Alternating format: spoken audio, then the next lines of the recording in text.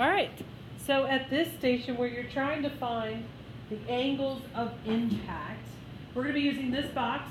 We're also going to be using this protractor. So if your group is able to go to the box and use that, spend a little bit of time on the box because you'll see different numbers here with different places where you can place this peg. And at this station, what you'll do is you'll take a clipboard with a piece of printer paper on it, and you'll move this peg to the different holes, and you'll put this clipboard inside the box. Now make sure when you put it inside the box that you are getting the clipboard down to the very base of this box, into the corner, and that the back of the clipboard is leaning against the peg. So once it's secured down in there, you'll put your dropper right above it, and you'll do some drops of blood at this angle.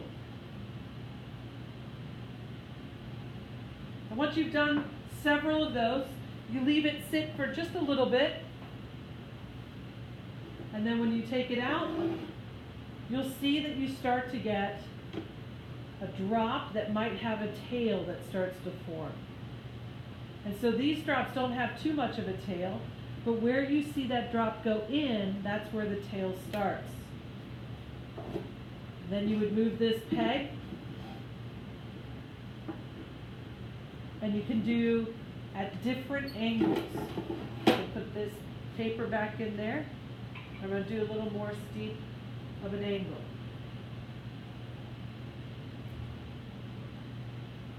Leave it in there for a second. When I take it out, you'll start to see that the drops look different because they were formed at different angles of impact. So when you get more of a tail, you want to stop measuring right where that tail goes in. You stop measuring. That's called the length of the blood spatter and the width. Do not measure the tail that comes down here. So that's if you're at the box. Keep in mind though, when you are doing these different angles, then you're using gravity. So the angle that's formed here from this position, if I take this out, that's acting like the ground. So it's really hitting the paper at this angle, which is quite a sharp angle.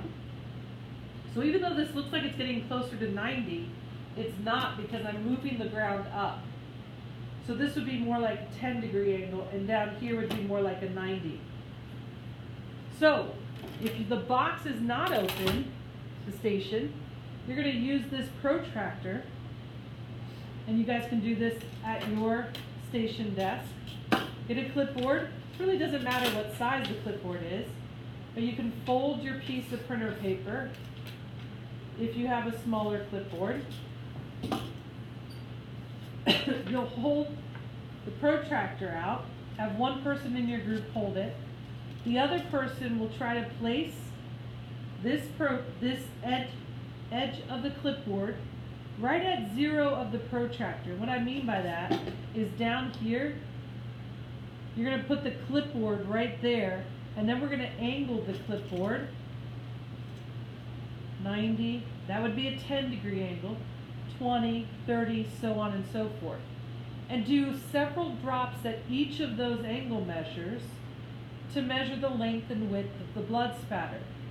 Now the reason why this right here is an actual 20-degree angle, and you'll see that I white out the old numbers and put in the new, is because when I drop the blood spatter at this angle, it's hitting the board here, which if I put it more horizontal,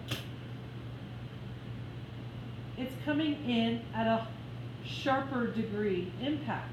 That's more like a 20-degree angle of impact.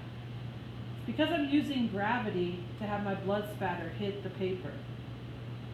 So with my paper like this, it's more of a 90-degree blood spat, as if something occurred directly above the paper. So within your groups, do several at different angle measures here. Make sure to record your answers.